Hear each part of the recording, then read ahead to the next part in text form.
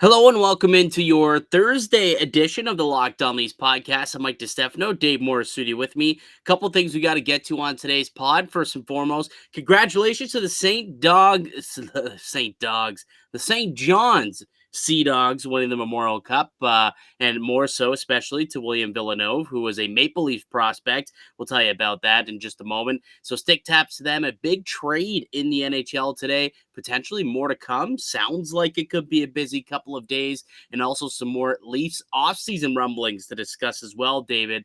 We'll play a little bit of cosign, no sign. So lots to get into. So let's get right into it. You're listening to the Locked On Leafs podcast, part of the Locked On Podcast Network. You're Locked On Maple Leafs, your daily podcast on the Toronto Maple Leafs. Part of the Locked On Podcast Network, your team every day.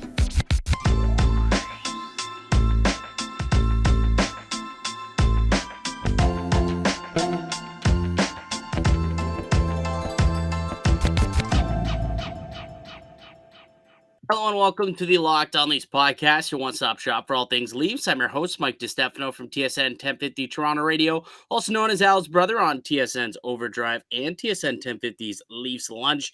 Joining me, it's my co-host, Dave Morassutti from Sportsnet, also a writer for the NHLPA.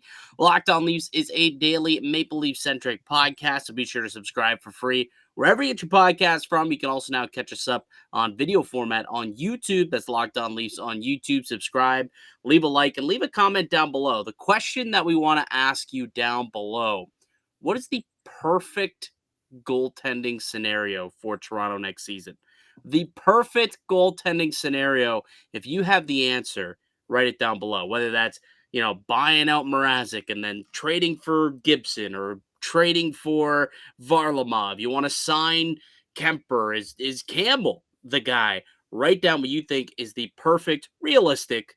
We're not going to go out there and trade for Vasilevsky, obviously, but the perfect, realistic option in net for the Maple Leafs next season. Go ahead, write that in the comment section below. If you're on YouTube, you can hit us up on Twitter as well, at Locked On Leafs, to let us know your answer on Twitter if you're just listening via podcast form. All right, so a couple things we got to get into today. We'll play some cosign, no sign.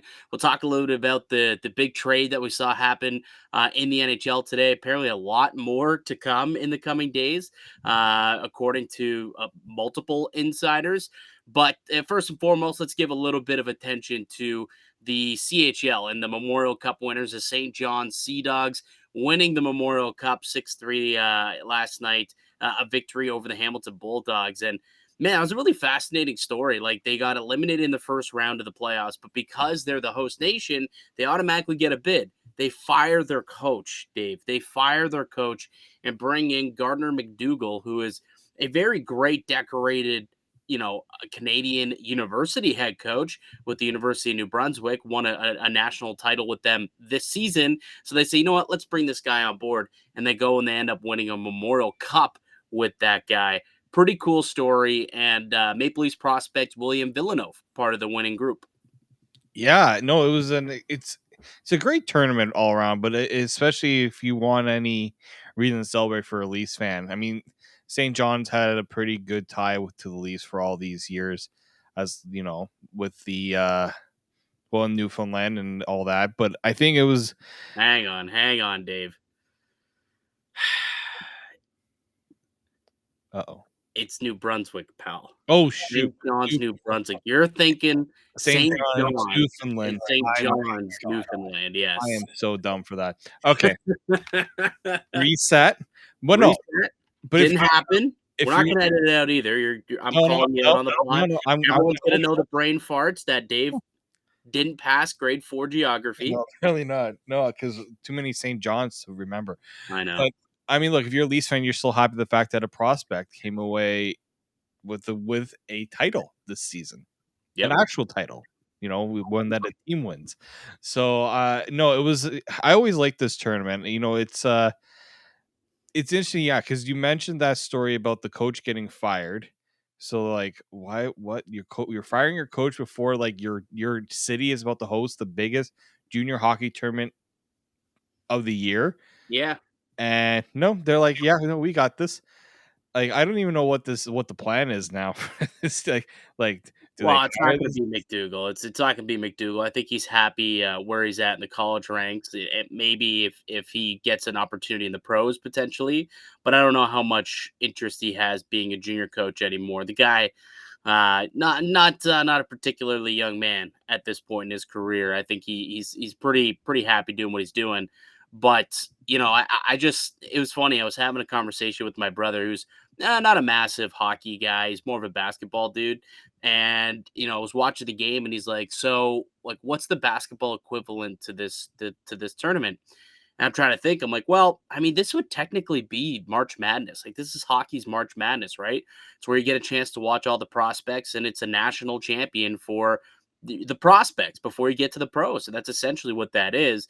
Now, March Madness is on a whole different scale because, it just is because A, America, B, the gambling aspect of it, and, what the marketing of NCAA and how much money it pulls in.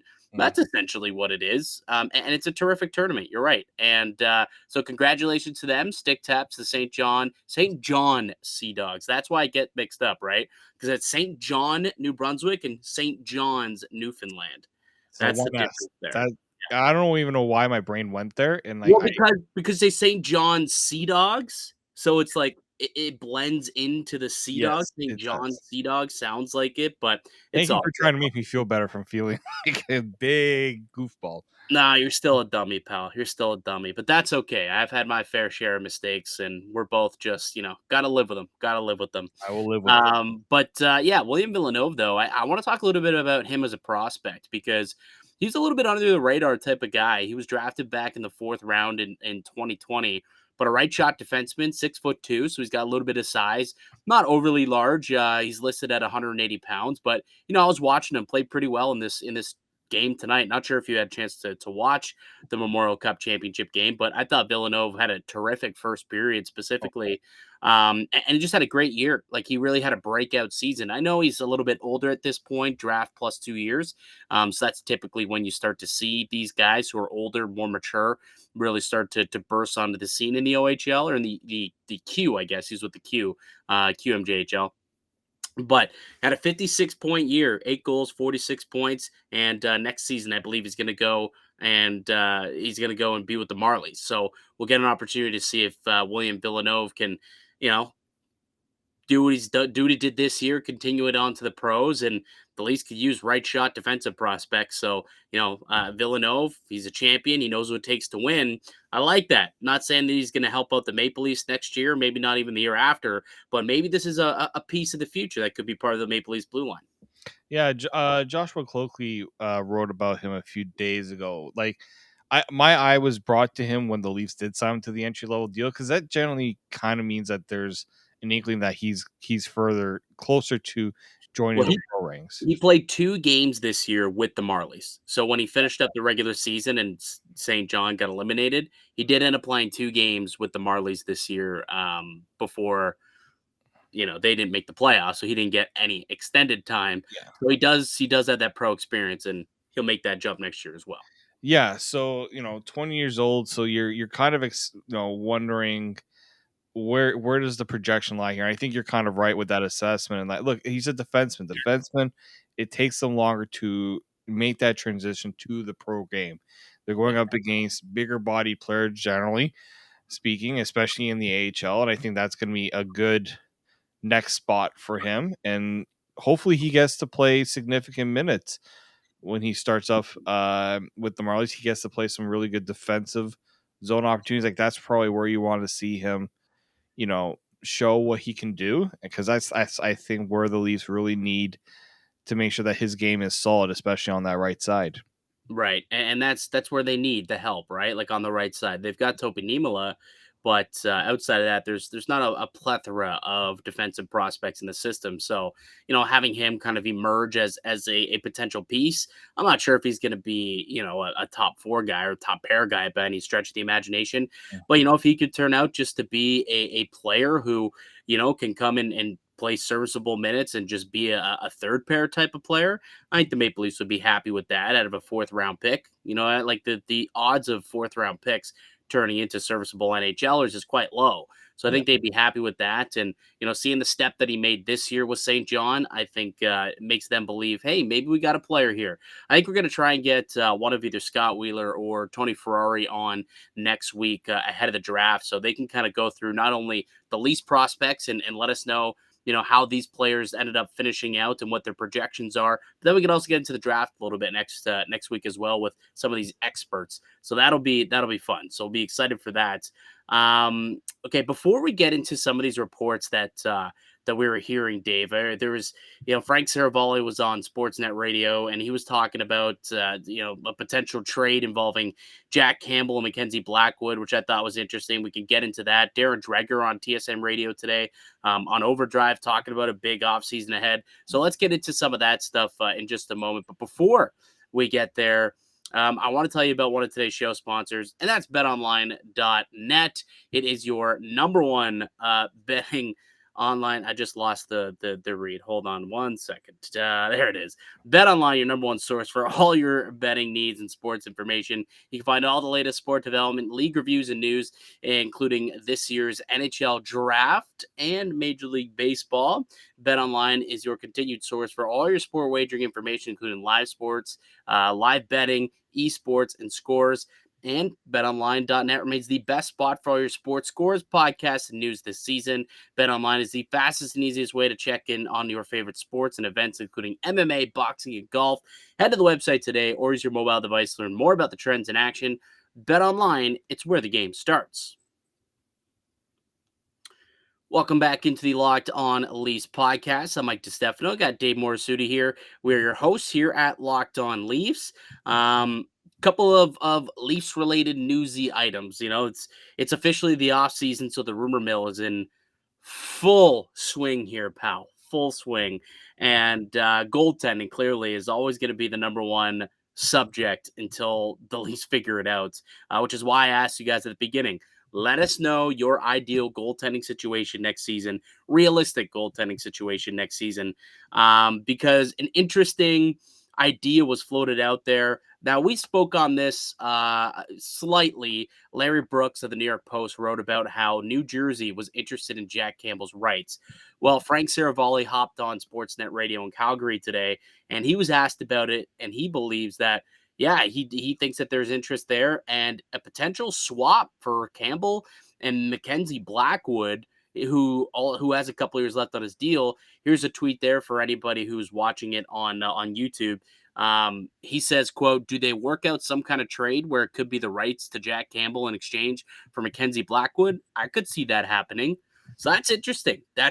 So that's, the Maple Leafs rolling the dice on a guy who hasn't played great hockey the last couple of seasons. He's been a bit of a tricky situation, but Mackenzie Blackwood, is that something that you would entertain? Like if you saw that trade come across the ticker tomorrow, what would your gut reaction be to it?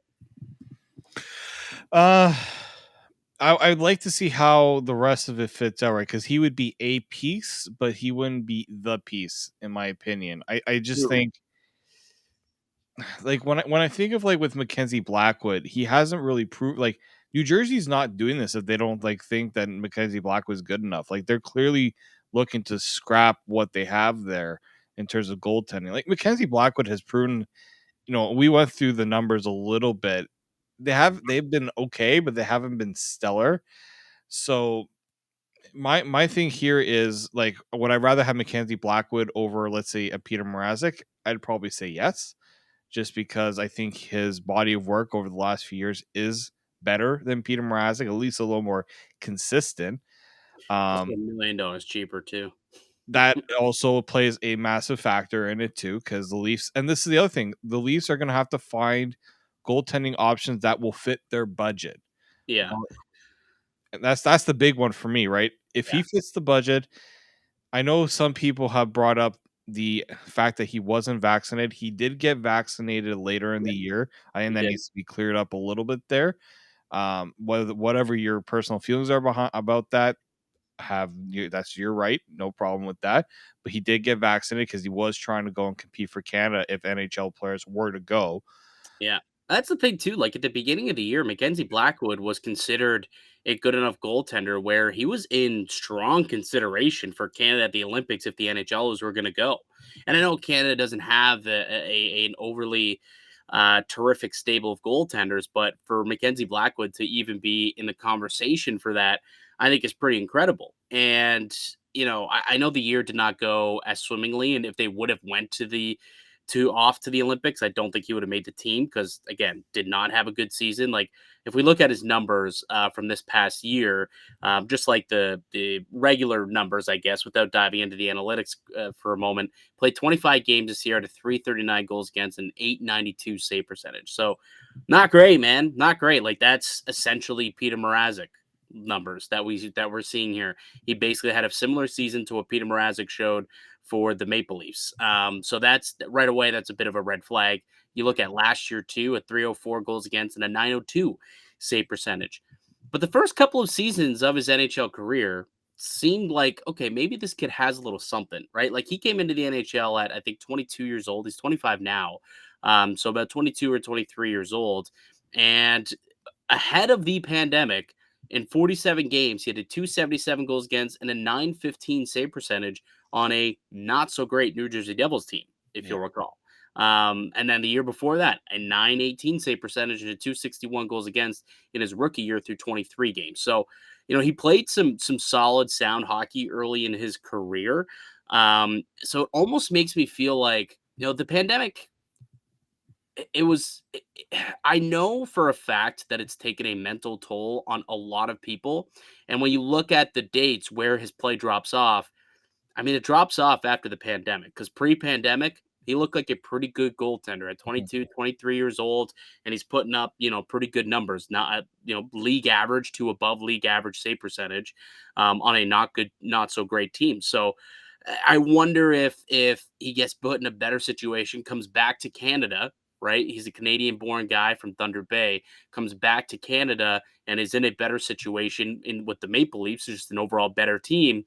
If they can find that player again, right? Get him in a better situation back in his homeland, and they can find that league average to above average goaltending that you're looking for, or maybe even be better than that, right? Yeah. As he, maybe he takes a step and he figures something out in a way we saw happen with Jack Campbell once he got to Toronto.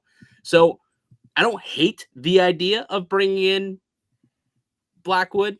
$2.8 million for one more year, and then I think he's still an RFA after that as well. So it's not like you're sitting there thinking to yourself, okay, well he's going to be a UFA next season too. No, you still will have his rights when it expires, and you can do whatever you want with that. Um, so I don't hate it. I don't hate it. I think is what I would say. No, and it's I understand that, you look at what other teams have had in terms of goaltending, and then you see, oh, Mackenzie Blackwood is the guy that we're bringing up. This is kind of what the position the Leafs are in. It's not like the Leafs have a pipeline of goaltending ready to come up like other teams have had as well. Yeah. Oh, absolutely. If you want to dive into the analytics a little bit and you look into the deeper into the numbers from last season, like he really did struggle.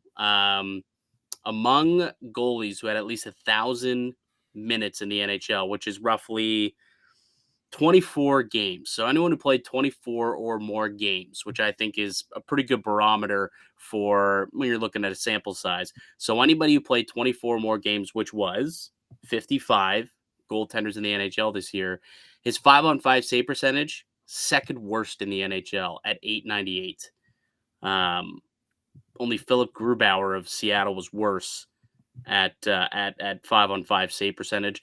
Goals saved above average, not great. Second last also per 60, allowed minus 0.58. So almost half a goal per 60 minutes allowed above average for Mackenzie Blackwood, which again, second worst in the NHL. And if you look at goals saved above expected, not good numbers again. The seventh worst in the NHL. Again, allowing 5.5 goals above expectation. So The year did not go well for Mackenzie Blackwood. His high danger save percentage is the worst in the NHL, which was a big problem with Jack Campbell as well. So the numbers don't look sexy. But again, I just wonder if the pandemic took a mental toll on him, and if in a new situation, if he can get back to being that good prospect goaltender that he once was. Yeah, and look, we brought up Jack Campbell. Nobody would have thought that Jack Campbell, what happened with the LA Kings, was going to translate to what he did with the Leafs. Yep, So something to keep in mind when you look at taking a chance on goaltenders like this. absolutely.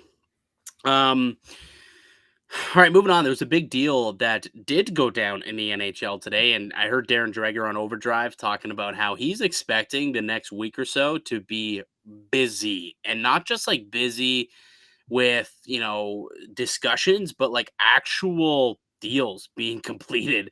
Players, picks, prospects, three-way trades, he even said could potentially be in the works here. Like he's expecting some wacky stuff to go down over the next little bit. And we kind of saw our first big deal, big swing get made today. Kevin Fiala, the winger from Minnesota, off to the LA Kings in exchange for a first round pick and prospect Brock Faber, who was a second rounder a couple of years ago, defenseman for LA. So, a pick and a pretty good prospect, a first rounder and a B prospect for Kevin Fiala, who goes ahead and signs an extension with LA, 7 years, $7.875 million. That man is going to wake up a very happy person when he wakes up tomorrow, a much richer man than when he woke up And living in LA. the day before. And he's gonna, yeah, exactly, going from Minnesota, where it's cold as hell, down to LA, Los Angeles, California. Yeah, he's gonna be loving life, and that's a team that's on the rise. So I like the deal. The money, I've seen a lot of people say, "Oof, that's a tough contract," but honestly, I feel like the way things are going, that's almost like the Nylander type of contract where I look at it and I say, maybe it's a slight underpayment right now, but like this is a or slight overpayment right now. But honestly, this is a guy, he's 25, so he still probably has 5, 6 years left of prime hockey. He's a dude who I think can score you 30 goals a season. I think that's worth 7.5 million. Did you overpay by a hair? Maybe, but ultimately, it's a pretty good deal for LA, who brings in a solid top six goal scorer into their squad. Yeah, I wasn't a fan of the contract, but when you think about the fact that Fiala was a very productive player, like LA needs goal scoring, so that's you're gonna pay a premium for a guy who scored 30 goals, right? It was a career year for him, so you're gonna obviously pay for that. He had 83 points this year, right? Yeah. So you're getting a guy who had 83 points. Like a lot of guys that put up point per game will get in that $8 million range. So it's not like LA vastly overpaid. Obviously, because he was an RFA, maybe some people thought that they could have squeezed them a bit more and try to get that deal. But considering what they paid in the trade to get him, they're not going to chintz him on the contract. They're going to give him what they believe is a fair deal, and they're getting 7 years. Yeah. Right? They're not getting 5 years.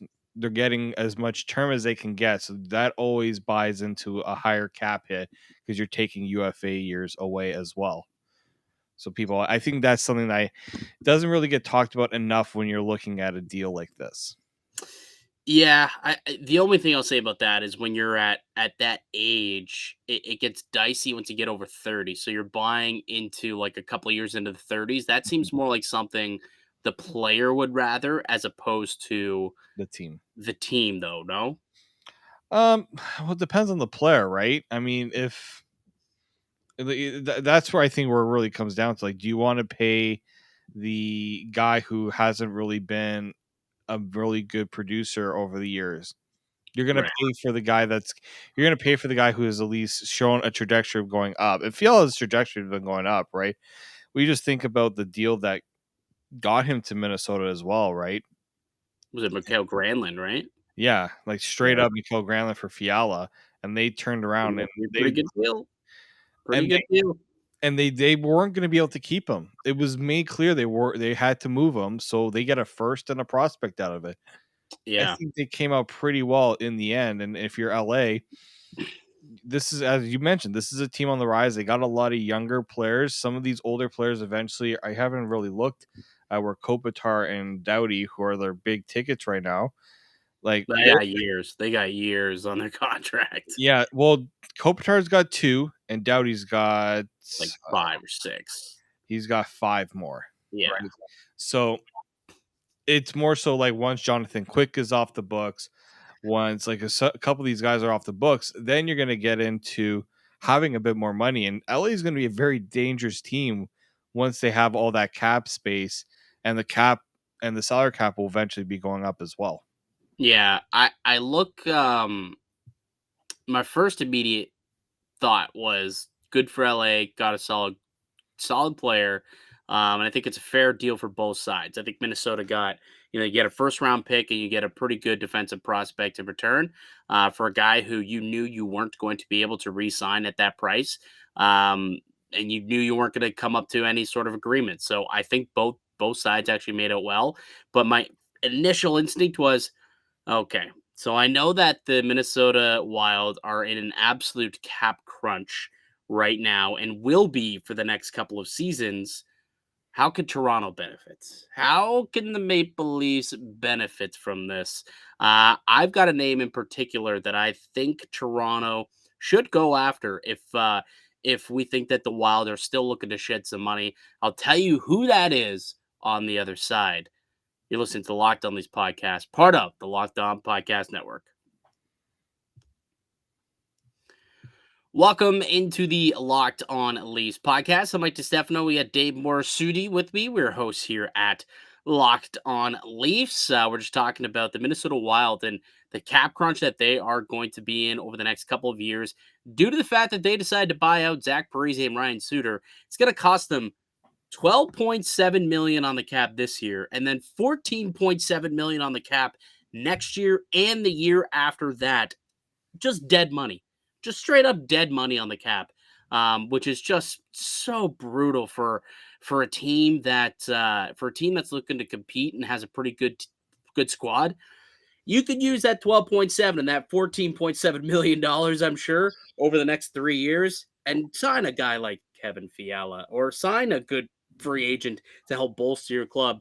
But no, they ended up buying out those 2 players, and we'll see how that ends up working out for them, I guess, over the next couple of years. But I was taking a look at the roster, Dave, and I'm thinking, if they still want to shed some salary, because they have about, looks like $6.5 million left in cap space that they could go out and use to do whatever. There's rumors that they still are interested in bringing in Marc-Andre Fleury, so you think he's going to probably take a big chunk of that.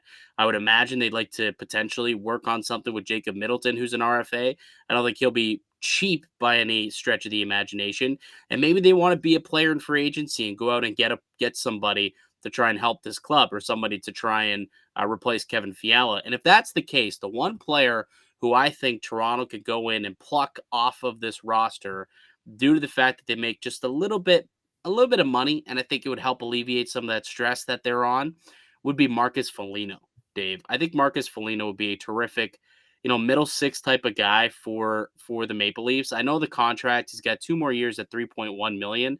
I know Toronto's also right up against it. I'm clearly not an idiot. I'm well aware of that. But I think that his $3.1 million will go a lot further than, let's say, Alex Kerfoot. But if you bring in a middle six replacement winger, you can maybe move on from Kerfoot's deal, and he's even a little bit cheaper, but I think more effective. He may not be able to go out there and be like as productive offensively as Kerfoot. He's not as much of a Swiss Army knife, but he does bring like that size intangible. The guy's nickname is Moose, Dave. It's Moose. So I would probably pick up the phone, call Billy Guerin, and say, "Hey, what do you want for Marcus Foligno? We got some interest here." Yeah, that's an interesting one. I think he could be a guy you expect to move off of, because they just don't have the cap space. They need to get younger. They need to find younger players. Like, I think like a guy like Foligno could be moved. I think a guy like Matt Dumba could get moved. I'm just looking here at their cap friendly. Like, like other than that, I don't think they'll move Jordan Greenway. He's a guy I would love on the Leafs. Big Yeah, fan. he would also be somebody, but I don't see he's Yeah, 25 years old. He's pretty good money at $3 million. Someone who's a exactly. 20 goal scorer, but a power forward. Yeah, he's not going anywhere. So that's why I was like, yeah, Marcus Foligno, probably the next best and does a lot of similar things, but a little bit more gray in the beard. Yeah, I do think it's probably gonna be Foligno and Matt Dumba getting moved just because both of them that's combined just over $9 million that they can free up in cap space, right? Yeah. The other thing I thought about too is okay, let's say the Leafs decide Foligno is too expensive and they kind of let Minnesota have to deal with that. Do you pick the carcass a little bit in terms of who they have to let go? And I look at Marc-Andre Fleury, right? I think more so it's becoming less likely he goes back to Minnesota just because unless he takes the most sweetheart deal that there is, like he takes league min to go there, which even then they have to find a way to make that fit with all the other guys they have to sign. Well, I mean, he doesn't need to take league min. What are they working with here? They've got 6.5 million, and they need to sign Delorier. Don't think he'll make too No. much. I think Bukestad only made like $1 million this year. He's not what he used to be, so I don't think he'll make much more than 1 million himself. Middleton, I don't anticipate. He's an RFA. He probably won't make a whole bunch of money himself either in the $2 million range. So now you're sitting and you do still have like a few $1 million to work with that I think you can bring in Marc-Andre Fleury if you really wanted to, or you could let all those guys walk. You let Delorier walk. You could let Bukestad walk and make Fleury your guy, or potentially you bring in Fleury, you trade out Cam Talbot. I think if I don't think it's a foregone conclusion that they won't be able to afford Fleury. You're trying to rain on my parade here, Oh, Mike. I am. But like because I'm trying to be realistic. Like I think what you're getting at is you want the Maple Leafs to target Marc-Andre Fleury and don't help them by alleviating cap space. Go after them, right? No one sends out life rafts, Nope. right? No one sends out life rafts in the world of GMing in the NHL. So go after Marc-Andre Fleury. I get it. I get it. So, and there's a reason why I brought up Marc-Andre Fleury's name too is because David Pagnotta from the fourth period. Usually, yeah, I know he's not the Friedman, he's not the Draggers and Hey Mackenzie. man, he had the Tavares scoop. He did. Had So the this Tavares he scoop. I'm bringing up his the fourth period wrote that um Marc-Andre Fleury first off will play next year. I know there was a lot of debate of whether he will play. This is his quote about where he might go. Minnesota wants to keep him, as we talked about. They'd like to be able to retain his services and bring him back. But we may hear Pittsburgh. We may hear the Toronto Maple Leafs if they can't get something with Jack Campbell.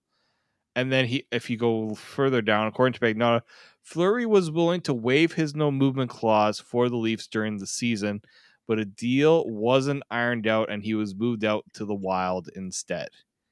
Interesting, because there was reports that he wasn't willing to waive, if you recall. Like that was the report that I had heard.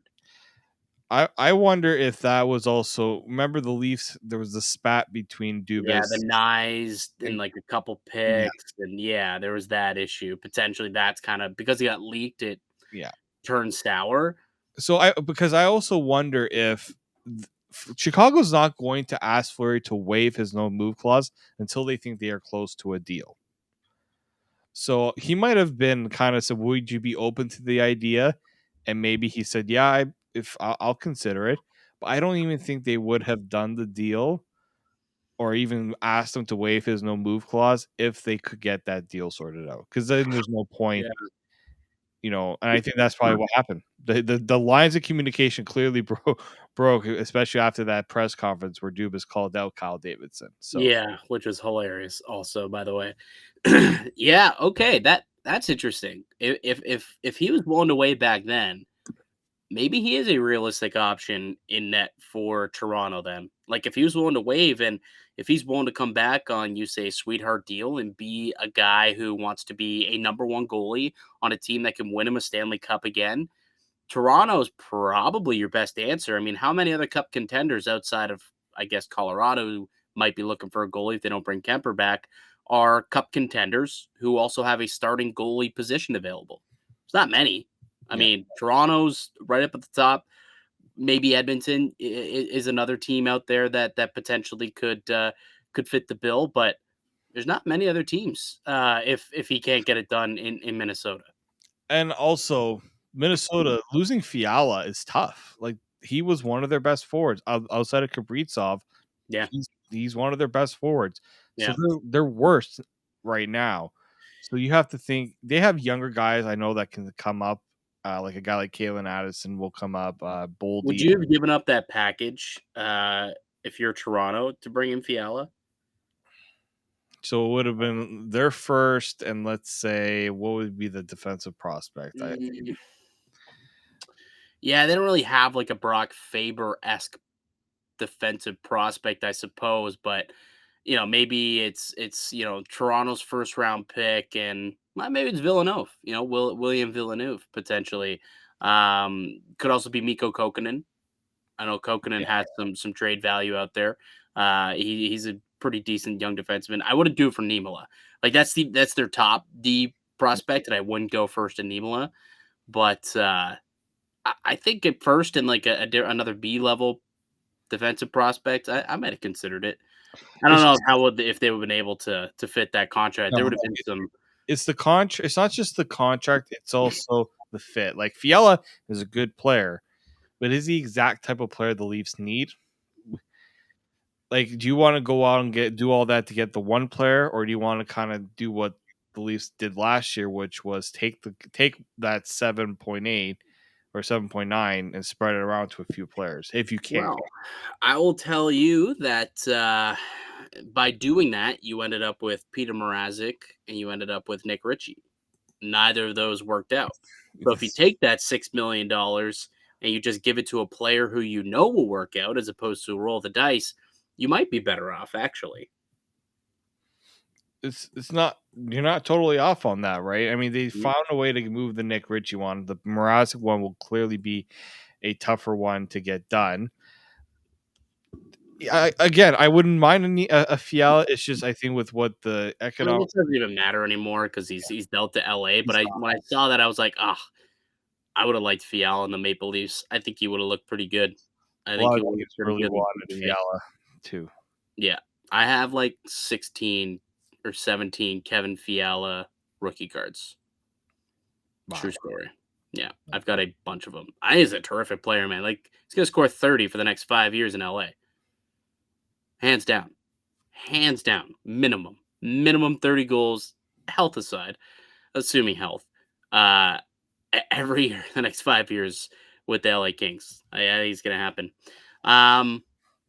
Might have to kick cosign, no sign down the curb a little bit, Dave. Might have to kick it down the curb till next week. We got lots of time. Lots of time for We do. We got a whole off season of ahead of us. We got the draft next week, so we're gonna get some draft experts on next week, and then we'll have free agency the following week. We're 2 weeks away from free agency, so it's gonna come quick. It's gonna come quick, guys. So make sure that you're locked into the Locked On Leafs podcast. We'll try and get you all the updates as soon as possible, each and every day. Whatever news is circulating in the hockey world, and more particular, and in Leafs Nation, we try to deliver that news to you each and every day here on the podcast. So make sure you are subscribed and following along each and every day so you can get all of that information. All right, that's going to do it for us here today on the podcast. I'd like to thank you all for listening and supporting the show. You can subscribe to the Locked On Leafs podcast on all podcast platforms and receive daily Leafs content. You can follow myself on Twitter at Mickey_Canuck. Follow Dave at D_Morassutti. Go ahead and follow the show as well at Locked On Leafs. Leave a like, comment down below on YouTube, and also a review on Apple iTunes if you could. That would be greatly appreciated as well. Nice little 5-star feedback and a review would be fun. But that's going to do it for us here today. Tomorrow's Canada Day, Dave, so we will be taking the day off. So we'll be taking the weekend off. A little bit of a long weekend for us. We're excited about it, but we return on Monday. We'll get right back in the saddle. We'll get right into draft coverage, so you're not going to want to miss it. Have a great weekend, ladies and gentlemen, and party your faces off for Canada Day. Let's celebrate the country. See y'all again on Monday. But until then, keep it locked right here on Locked On Leafs.